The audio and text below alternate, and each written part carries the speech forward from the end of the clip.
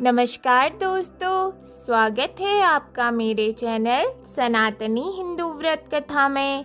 आज हम जानेंगे अचला सप्तमी व्रत कथा व व्रत विधि के बारे में। अचला सप्तमी पुराणों में रथ, सूर्य, भानु, अर्क, महती तथा पुत्र सप्तमी आदि अनेक नामों से विख्यात है और अनेक पुराणों में उन नामों से अलग अलग विधियां निर्दिष्ट हैं, जिनके पालन से सभी अभिलाषाएं पूरी होती हैं। भविष्य पुराण में निर्दिष्ट अचला सप्तमी व्रत का महत्व इस प्रकार है।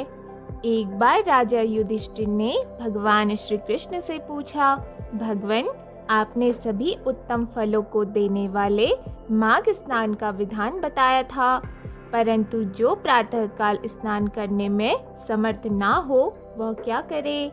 स्त्रियां अति सुकुमारी होती हैं, वे किस प्रकार से माघ स्नान का कष्ट सहन कर सकती हैं? इसलिए आप कोई ऐसा उपाय बताएं कि थोड़े से परिश्रम द्वारा नारियों को रूप, सौंदर्य, संतान और अत्यंत पुण्य की प्राप्ति हो। भगवान श्री कृष्ण बोले, महाराज, मैं अचला सप्तमी व्रत का विधान बतलाता हूँ, जिसे करने से सब उत्तम फल प्राप्त हो जाते हैं। इस संबंध में आप यह कथा सुने। मगध देश में इंदुमती नाम की एक अति रूपवती वेश्या रहती थी। एक दिन वह प्रातःकाल बैठी बैठी संसार की नश्वरता का इस प्रकार चिंतन करने लगी, देखो, यह विषय रूपी संसार सागर कैसा भयंकर है, जिसमें डूबते हुए जीव जन्म, मृत्यु, जरा जैसे जल जंतुओं से पीड़ित होते हुए भी किसी प्रकार पार उतर नहीं पाते। ब्रह्मा जी के द्वारा निर्मित यह प्राणी समुदाय अपने किए गए कर्म रूपी ईंधन एवं काल रूपी अग्नि से दग्ध कर दिया जाता है। प्राणियों के जो धर्म, अर्थ, काम से रहित दिन व्यतीत होते हैं, फिर वे कहाँ वापस आते हैं? जिस दिन स्नान, दान, तप, व्रत, होम, पितृतर्पण आदि सत्कर्म नहीं किया जाता, वह दिन व्यर्थ होता है। पुत्र, स्त्री, घर, क्षेत्र तथा धन आदि की चिंता में मनुष्य की सारी आयु बीत जाती है और मृत्यु आकर दबोच लेती है। इस प्रकार सोचती विचरती हुई वह वेश्या महर्षि वशिष्ठ के आश्रम में गई और उन्हें प्रणाम कर हाथ जोड़कर कहने लगी, भगवान, मैंने ना तो कभी कोई दान किया और ना जप, तप, व्रत, उपवास आदि सत्कर्मों का अनुष्ठान ही किया, न शिव, विष्णु आदि देवताओं की आराधना ही की। अब मैं इस भयंकर संसार से भयभीत होकर आपकी शरण में आई हूँ। आप मुझे कोई ऐसा व्रत बतलाइए जिससे मेरा उद्धार हो जाए। वशिष्ठ जी बोले, वरानन्ये, तुम माघ मास के शुक्ल पक्ष की सप्तमी को स्नान करो, जिससे रूप, सौंदर्य आदि सभी फल प्राप्त होते हैं। षष्ठी के दिन एक बार भोजन करके सप्तमी को प्रातःकाल ही ऐसे नदी तट अथवा जलाशय पर जाकर दीपदान और स्नान करो, जिसके जल को किसी ने स्नान कर हिलाया ना हो, क्योंकि जल मल को प्रक्षालित कर देता है। बाद में यथाशक्ति दान भी करो, इससे तुम्हारा कल्याण होगा। वशिष्ठ जी का ऐसा वचन सुनकर इंदुमती अपने घर वापस लौट आई और उनके द्वारा बताई गई विधि के अनुसार उसने स्नान, ध्यान आदि कर्मों को संपन्न किया।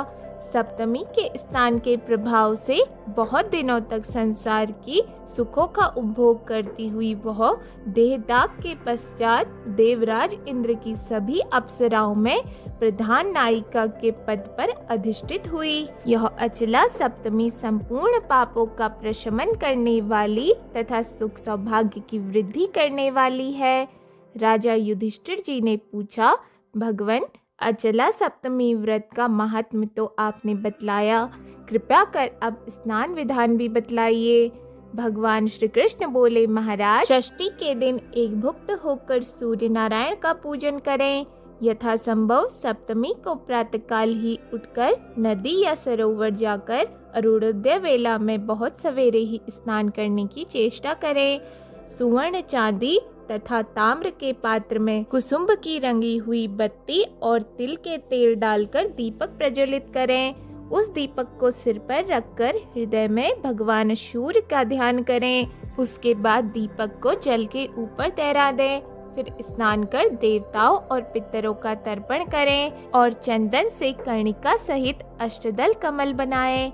उस कमल के मध्य में शिव पार्वती की स्थापना कर प्रणव मंत्र से पूजा करें और पूर्वादि 8 दलों में क्रम से भानु, रवि, विवस्वान, भास्कर, सविता, अर्क, सहस्त्र किरण तथा सर्वात्मा का पूजन करें। इन नामों के आरंभ में ओमकार तथा अंत में नमः लगाएं, यथा ओम भानवे नमः, ओम रवे नमः इत्यादि। इस प्रकार पुष्प, धूप, दीप, नैवेद्य तथा वस्त्र आदि उपचारों से विधि पूर्वक भगवान सूर्य की पूजा कर सब स्थानम गमत्याम यह कहकर विसर्जित कर दें। फिर गुरु को वस्त्र, तिल, गौ और दक्षिणा देकर तथा शक्ति के अनुसार अन्य ब्राह्मणों को भोजन कराकर व्रत समाप्त करें।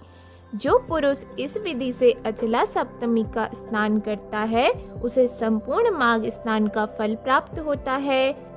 व्रत के रूप में इस दिन नमक रहित एक समय भोजन अथवा फलाहार करने का विधान है। यह मान्यता है कि अचला सप्तमी का व्रत करने वाले को वर्ष भर रविवार व्रत करने का पुण्य प्राप्त होता है। जो अचला सप्तमी के महात्म को श्रद्धा भक्ति से पढ़ता अथवा सुनता है उसे उत्तम लोक की अवश्य ही प्राप्ति होती है। यदि आपको हमारी वीडियो पसंद आई हो तो वीडियो को लाइक और चैनल को सब्सक्राइब जरूर करें। धन्यवाद।